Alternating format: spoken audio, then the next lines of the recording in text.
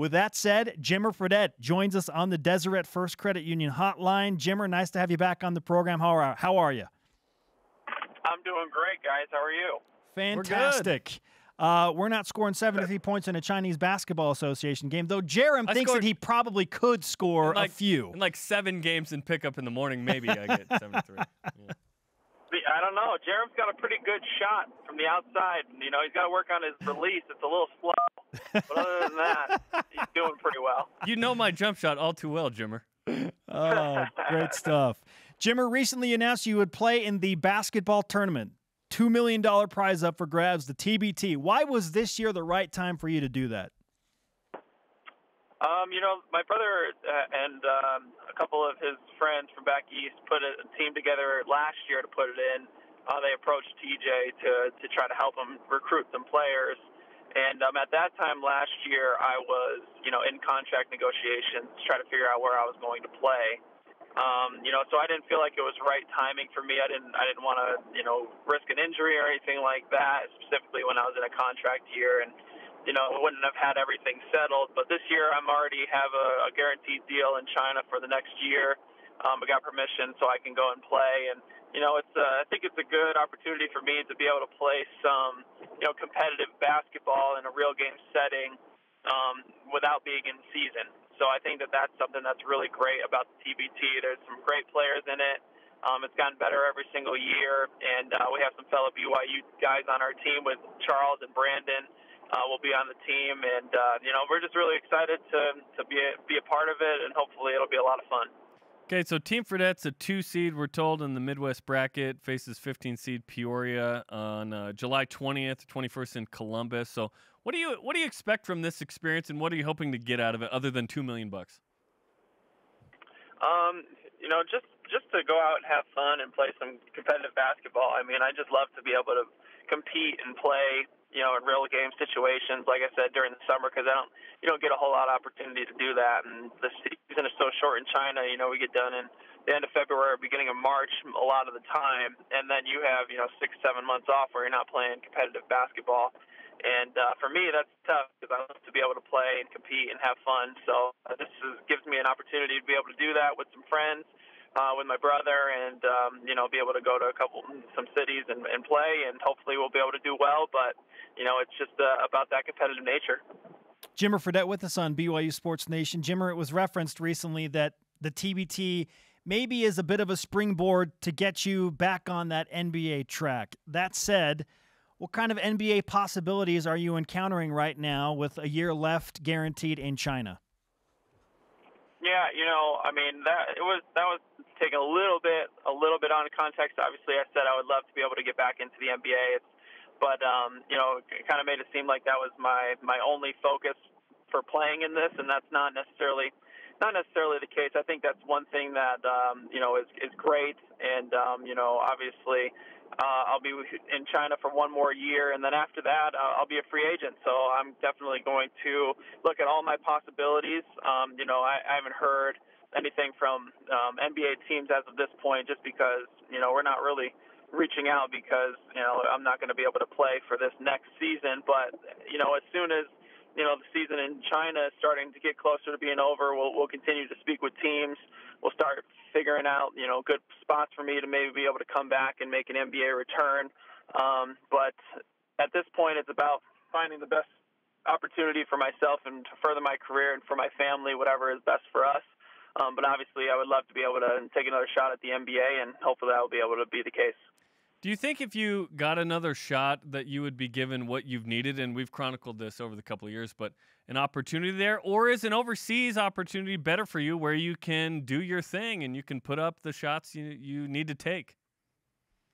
It just depends on, like you said, just depends on the opportunity on an NBA team. You know, for me, you know, I think I would be looking for a spot where I can come in and be a six-man guy off the bench and be able to come in and be that spark plug, where they give me, you know, an opportunity to go out and score and shoot the basketball kind of like I always have, but maybe in more limited, you know, minutes, maybe 20 minutes a game or something like that, where I can come in, and if I'm really shooting well and playing well, I could be a guy that they keep in for longer periods of time. But I think if I get consistent minutes on an NBA team, I can perform consistently.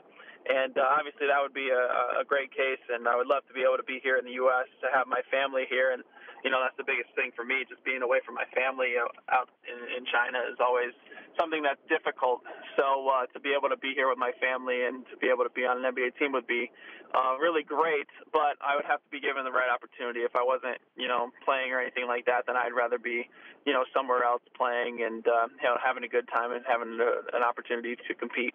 The great Jimmer Fredette with us on BYU Sports Nation. What's the best part about playing in the Chinese Basketball Association? There's a lot of great things. I think the biggest thing is, like you said, just kind of the opportunity that I have to go out and be myself. I get to play my game and shoot the basketball and have the ball in my hands and really have a huge huge input on the outcome of the game. And for me, that's super fun to be able to go out there, play, and try to lead the guys. Especially our team, wasn't a playoff team when I first got there. Now the last 2 years we've been able to make playoffs 2 years in a row and kind of change the culture a little bit. And so that's a great opportunity, great experience for me. And I feel like I've become really a much better basketball player than I ever have been. And I've become more mature and feel more comfortable in my own skin. So I feel like I'm at my best that I've ever been right now. So I have really enjoyed being able to get better and learn the game and learn about myself as I've gone through this process. Jimmer, how's your Chinese? My Chinese it's all right. I have a couple different phrases and words down and things that'll help me get around town. It's mostly, I call it emergency Chinese. And so I can, say different things, directions, and ask how to order food and say hello and, goodbye, all that different types of stuff. So I'm learning it little by little, but it's definitely a difficult language to learn. It's a lot different than our language. We looked up when you first got to China, maybe Google Translate's not the best place for this, but what pass me the dang ball would be, and it's Bachio Gaewo. So I think that's the only phrase that you need to know. Bachio Gaewo. That's the only phrase. There you go. Pass me the dang ball. Yeah. Pass me the dang ball. That's good to know. I'll tell my Chinese guys that the first day. See what they say. They'll probably be like, they'll probably be like, you were not pronouncing that right. So I don't know what you're trying to say. Yeah, exactly. Oh, great stuff. Jimmer, what's your basketball training regime like right now? Right now, I just got back into, the month of June, I started to get back into kind of 2-a-day workouts. So I'll lift and get on the basketball court and play. And I'll do double days, usually 3 times a week, and then the other days I'll just play basketball. So I'm from March through May, it was mostly just either lift or a basketball, and I took basketball off for a little while after the season, just maintain my shape and continue to, get my body healthy and get mentally prepared and also physically prepared to get back into what I'm working out. But now I'm starting to get back into it a little bit more full throttle just because you've got about 3 months or so, 3.5 months until, the training starts. So I'll start revving it up a little bit, and obviously towards July and August, I'll start actually playing more competitive 5-on-5 basketball. With the Nuggets, I'm always able to go to their practice facility and work out and play with those guys, which is always great. So I just try to work on my game. I always, stay working and stay in the gym. I just love to be able to do that. Just is something that is an outlet for me, and I love to be able to do it. So I work out every day and keep it going, and it's been good so far, and I hope to have a great off season. The Jimmerosity Jam 3-on-3 tournament to stop bullying is coming up at the Provo Rec Center, I believe, on let's see, June 16th. Tell us a little bit about that event. What do you hope to accomplish? Yeah, we're always excited about it. This is, I think, our 5th year in a row doing this, and we've been selling out with teams every year. And it's been an exciting experience. It's at the Provo Rec Center, like you said. And, all of the proceeds go through the foundation, but go to the Provo Rec Center to help kids that can't afford, to play sports or to get a membership to the to the Provo Rec Center, they get free scholarships. So we have lots and lots, thousands of kids that have gotten free scholarships to play at the Rec Center and have a great place to go after school or during summer.